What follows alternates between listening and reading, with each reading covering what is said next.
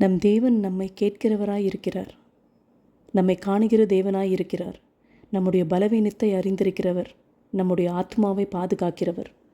நம்மளுடைய வாழ்க்கையில் எல்லாருக்குமே பிரச்சனைகள் வரத்தான் செய்யும். ஆனால் அந்த பிரச்சனை வரும்பொழுது நம்ம யாரை நோக்கி போகிறோன்றது மிக அவசியம். ஒரு மனிதனை நம்பி போனோமானால் நமக்கு டிசப்பாயின்மெண்ட்ஸ் நிச்சயம். யாரெல்லாம் நமக்கு ப்ராமிஸ் பண்ணாங்களோ, யாரெல்லாம் நம்ம கூடவே இருப்பேன்னு சொன்னாங்களோ, என்னெல்லாம் ஸ்ட்ராட்டஜி நம்ம போட்டோமோ எல்லாமே கைவிட்டு போகும். ஆனால் அதே ஒரு ஆண்டவரை நோக்கி நம்ம போகும்போது அவர் நம்மை விட்டு விலகுவதும் இல்லை, நம் கையை விடுவதும் இல்லை.